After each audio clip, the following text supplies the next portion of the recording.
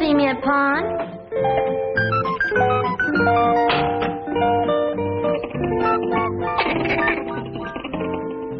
Get it, me?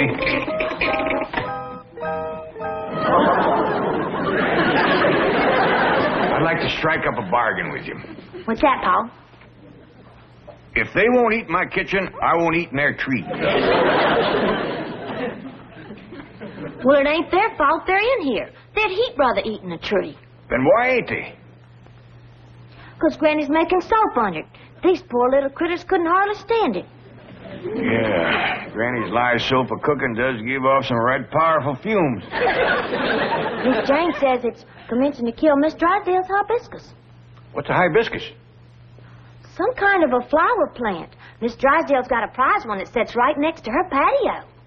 Drysdale place does sit downwind of our pond, don't it? Yes, sir. I'll have to speak to Granny about cooking her soap someplace else. You know, I've seen them fumes bring a full-grown mule right down to her knees.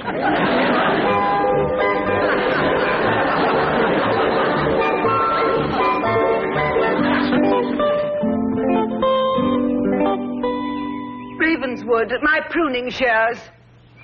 The Dershowitz says it's a losing battle, madam. Unless you can stop those noxious vapors being wafted from the Clampetts swimming area, your hibiscus will have to be taken out. Go over and speak to them emphatically. Help me up. Begging your pardon, madam, the last time I spoke emphatically, I was picked up and tossed into their pool. Jethro? Granny. I'll not let them ruin my garden party this afternoon. I shall speak to them myself. Oh, good show, madam. If I hear a splash, I shall come immediately.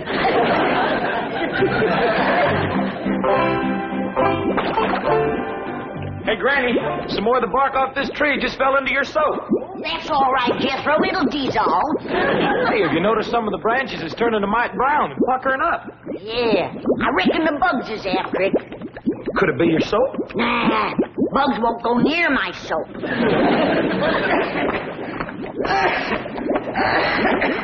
Oh, howdy, Miss Drysdale. What's the matter, honey? You got the sniffles? Oh, no, it's not that.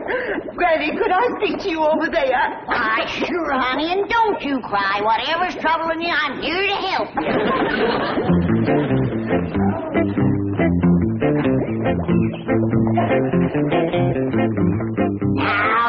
Now, dry them tears and tell old Granny what's got you to bawling like that. It's your soap. Oh, you can have all you want. Feel better now? It's not that. It's the vapors. Is it bad? Yes. In fact, I've just had dreadful news from my nurseryman. What'd he say? He said, unless you do something, he's going to have to take out my hibiscus. No! I'll help you. Don't let them go to cutting on you. Morning, Miss Drysdale. I'm right sorry about your hibiscus. Jed, maybe she'd rather not talk about it in front of you. Oh, no, that's all right. I'm glad Mr. Clampett is here. As you know, your pool area practically adjoins my garden. Yes, ma'am. Well, I'm giving a garden party this afternoon about 3. You will be through cooking soap and hanging wash by then, won't you? Oh, I can be, yeah. Oh, please do. The very best people in Beverly Hills will be there, and I was hoping that you folks would cooperate. Oh, we'd be glad to cooperate. You betcha we will. But even with our help, should you be giving a party with your ailing hibiscus? I shall rise above that. Well, don't let them take it out out. I'll doctor it back to health for you. Thank you. Perhaps tomorrow. Now remember, the party is from 3 until about 5:30. And I'll appreciate it if all of you will be as inconspicuous as possible. Perhaps Jethro could drive you around in the truck. Oh, no need to do that. We can walk over to your place. And we'll be on time, too. 3 o'clock sharp. Granny, this poor little critter just can't stand no more of your soap cooking. Well, let him go some other place then. Take him over your place for a while, Miss Drysdale.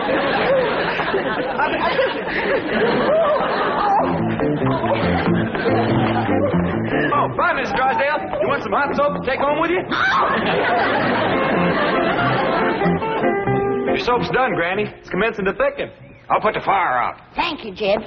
Now, Ellie, get rid of that skunk and start taking down the clothes. We gotta all pitch in and help Miss Drysdale with her party. Is she having a party? She is with our help. Poor woman. She has an ailing hibiscus. I know, Miss Jane told me. Hey, Granny, what's a hibiscus? Never mind, that's doctor's talk. Well, we've been studying the human body over to school, but we ain't never studied that. Of course not. That's for grown-ups. Now get busy.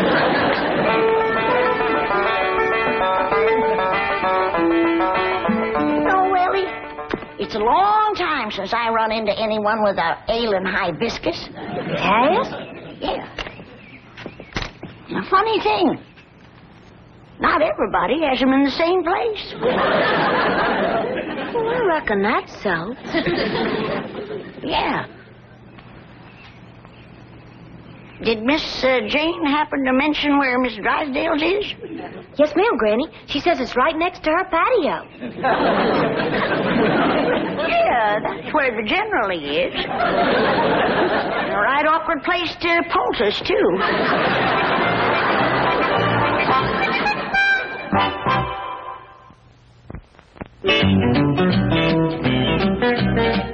And I might add that the construction of high-rise buildings in the Beverly Hills area is a contributory factor in the financial ups... Who let these tramps in? Get out of here! See here, you derelict. You're... Oh, Mrs. Drysdale. Ravenswood. Here, Milburn, have a scotch. That's only a toy. I was handed the real thing. Margaret, what's the meaning of this masquerade? It's a graphic illustration of what will happen this afternoon unless you do something about those hillbillies. What do you mean? They're going to crash my formal garden party. Oh, nonsense. They couldn't care less about that tea-sipping poodle pack you run with. That's true. They think they've been invited. And I warn you, Milburn, if they ruin my garden party... Now, Margaret, will you relax, dear? I'll solve this problem just as I've solved dozens of others. Now, you and Ravenswood run along home and I'll handle everything, all right? All right. Sir. And please take the freight elevator. Tell me, Chief, just how do you plan to solve this problem? Just as I've solved dozens of others, I'm turning it over to you. Well, Ellie Mae, now that we got your granny soap out of the way, I reckon it's safe for your critters to get back in their tree. Well, I'll tell him, Pop. Wait, Jethro! Don't take Granny's soap in there yet. What's the matter with that girl? I ain't just for positive certain, but I got my suspects.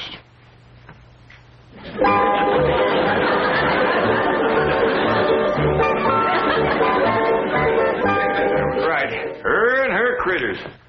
Uncle Jed, it was getting so I couldn't even go swimming in the cement pond. There were so many of them. But I fixed that. What'd you do? Well, I seen this great big rubber alligator at the store. So I up and bought it and put him in the cement pond. There ain't been a gooder near it since. Them little fellers are right shy of gators. Come on, get away from here. I got victuals to cook for Miss Drysdale's garden party. What's a garden party, Granny?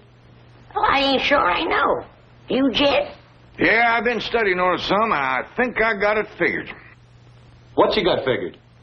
Well, when folks has a barn-raising party, everybody comes over and helps you build a barn. When you have a quilting party, Everybody gets together and makes a quilt. So I reckon when you got a garden party, everybody comes over and makes a garden. That figures. Jethro, you and me got to get the shovel and the spade and the tater fork all honed up nice and bright. Because chances are these Beverly Hills Society folks is going to show up with some fancy, shiny tools. Come on. Just a minute. Just a doggone minute. What's the matter? Well, when I wanted to plow up our front yard and make a garden, it was the Drysdale that said I had an order. Now, how come they's making one? I think I got that figured. What you got figured? I hear tell Miss Drysdale is overpowering fond of flowers. I reckon she wants to make a flower garden. Yeah, that figures. Come on, Jethro. There's ground to be turned. Yeah, that figures.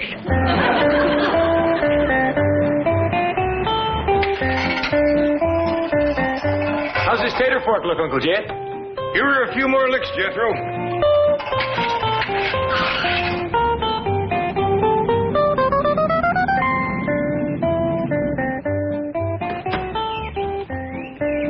Greetings, Mr. Clampetts, and greetings to you too, Jethro. You're looking handsome as ever. It looks as though you've decided to forego Mrs. Drysdale's party. Oh, yes, ma'am. We's all for going. No.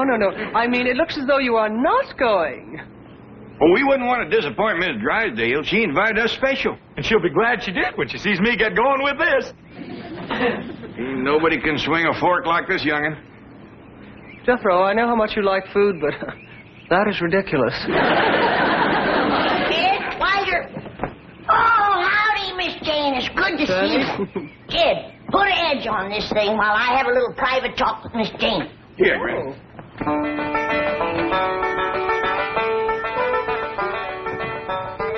Now, what is it, Granny? I promised Miss Drysdale that I would do my best to doctor her hibiscus. Oh, that's wonderful of you. I know she's terribly worried about it. Yeah, the poor thing was crying the last time I seen her. Tell me, just how bad is it? Well, I'd say it's about half gone. No! Yes, one side is withered and turned brown. Oh, this is going to take some doing to save that. Yes, the nurseryman is in favor of just taking it out completely. I told Miss Drysdale that. Don't let him do that. Cutting something out is the last resort. No, I'm sure Mrs. Drysdale agrees with you. She wants desperately to save it. She's had 2 blue ribbons on it. Don't you tell her I told you. That ain't going to help nothing. There you are, Granny. You can split a frog's hair with that. Oh, thank you, Jed. Come on out to the kitchen, Miss Jane. I'm mincing me some crawdads for Miss Drysdale's party. Oh, no, wait. That's what I want to talk to you about. Please don't go. What? And disappoint Miss Drysdale? Just when she needs us? And we give our promise? Please believe me, you will not enjoy it. Well, this is a poor time for us to be thinking of our own enjoyment when you know who has got a withered you know what. Jet, everything's honed and sharpened. Howdy, Miss Jane. Are you going to the party? No, Ellie, and I hope none of you will go either. What? What's got into you? Now, hold on, everybody. I'll handle this. Miss Jane, you know how fond we are of you. You've been a good friend to us, but I reckon the time has come when we got to do what we know is right, and we're going to that party. All right, if you insist. But you can't go to a garden party in those clothes. Oh, of course not. We're going to put on our old clothes. Old clothes? Yes, ma'am. You can't expect us to do gardening work in our good clothes. But you don't garden at a formal garden party. What do you do? You stand around and sip tea and listen to music and boring conversation. Now, do you still insist upon going? All right, but first, will you do one thing for me? Chief, I would like you to meet a society family who are on their way to your wife's formal garden party. Are you kidding? I've got no time for those professional tea tasters. I think you're going to like these people. Entree.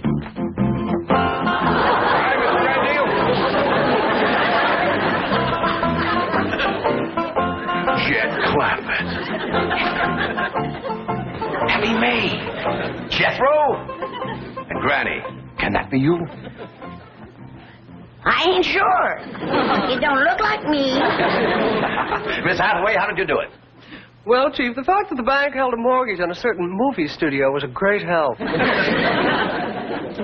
Mr. Drysdale, you coming to the party? Well, I don't ordinarily, but I will today. Well, we see you there. Bye. So long. Goodbye. He don't act a bit worried about his wife's hibiscus. He couldn't care less. His wife's the one with the green thumb. Oh, sure that's where it is.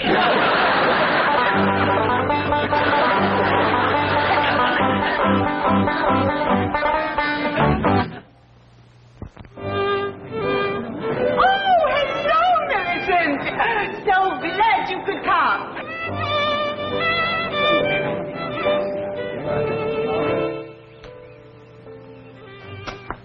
Come on, Uncle Jed, the party's starting. Hear that music? Yeah, but we gotta wait for our women folks, Jethro. How come they's late? Women is always late, Jethro. How come? No man can answer that. Probably no women neither. There sure is a lot of pretty girls over there at the party. Can I sweet talk me one, Uncle Jed? Chances are she'd be with a feller. If I whoop the fella, can I sweet talk her then? No, Jethro, this being our first Beverly Hills High Society garden party, I reckon we ought to just watch the folks and not go to scrapping.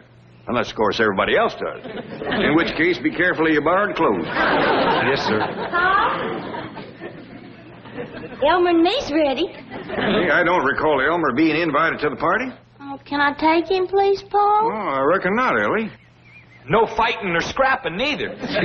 Well, this party sure ain't gonna be much fun. Oh, yes, it is. I make sure of that.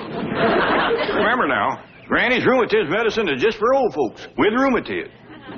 For not so old folks who want to ward it off. Providing, of course, they's married. Well, come on, everybody, let's load up and cut through the hedge and get to the party. Bye, Elmer. Dorothy, all the way to Santa Barbara. How lovely. Oh, is everybody like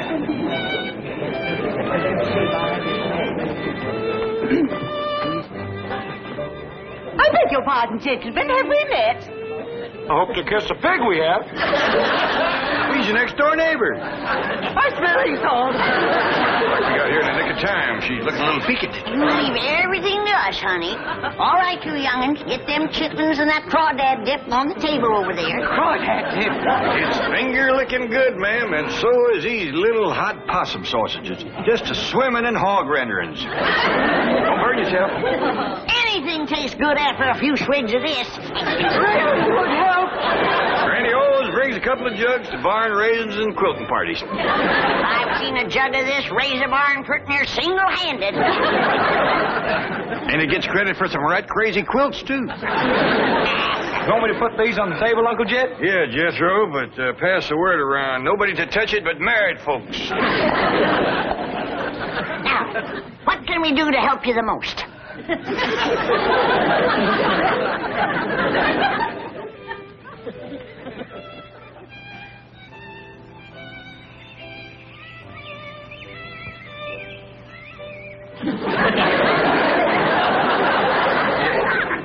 How soon did she say the overflow would commence to overflowing over here? She didn't say no particular time, Jethro, but when it commences, we's in charge of it. I'll see how it's going over there. My possum sausages will be stone cold. Red, want me to take them in and put them on the stove for you first, Bill? Thank you, Ellie. But be careful. Don't splatter any hog renderings on your party dress. I won't, Red.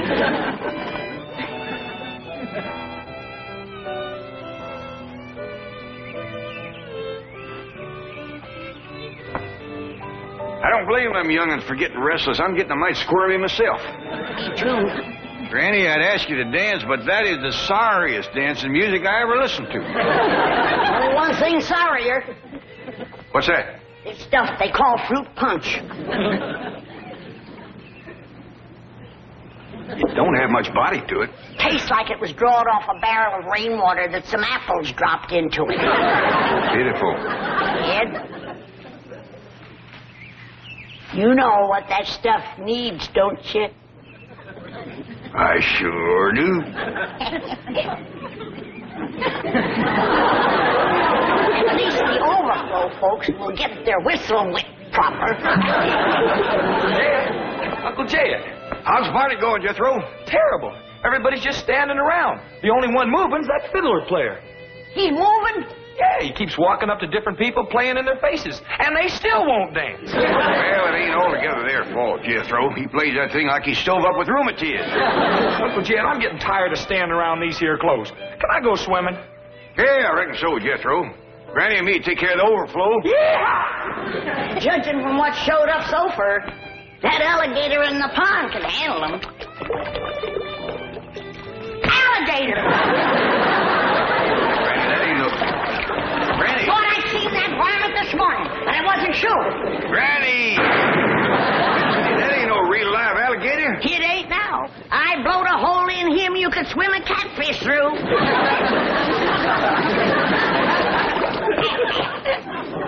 Granny, I reckon it's a mite late to be telling you now, but... Hey, what happened? Is everybody all right? Howdy, young fella. My name is Jed Clampetts. Curt Massey. And this here's Granny. Howdy. How do you do? Hey, we've been listening to you sawing on that thing. Kind of sluggish, ain't it? Well, that's what they want over there. Well, it ain't what we want over here. Now, come on. We got the overflow here. Come on, let's liven things up a little bit. Well, may I have some of the punch for I it first? recommend it. Come on, everybody, get some punch. Here comes the hot sausages. This here is my daughter, Ellie Mae, and that young fella carrying the sausages is my nephew, Jethro. Well, howdy. Wow! Hey, Fred! Howdy! Wow. Hey, Doris. Hey, fellas!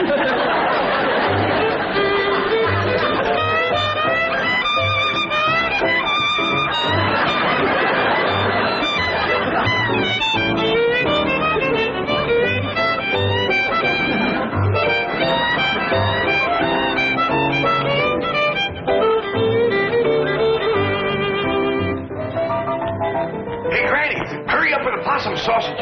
And we need more crawdad dip, too. 100 more people just come through the head.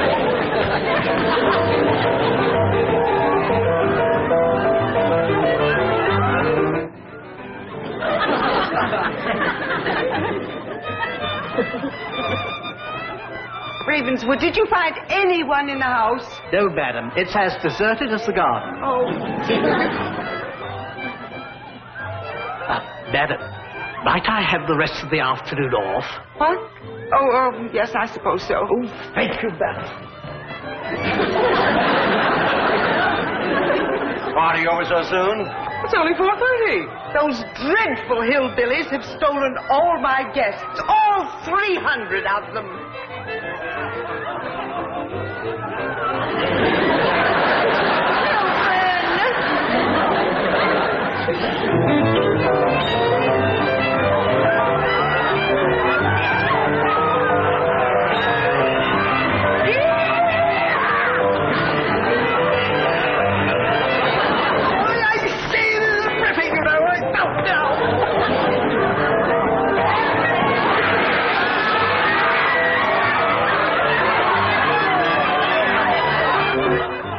Hey, Drysdale, can I see you for a minute?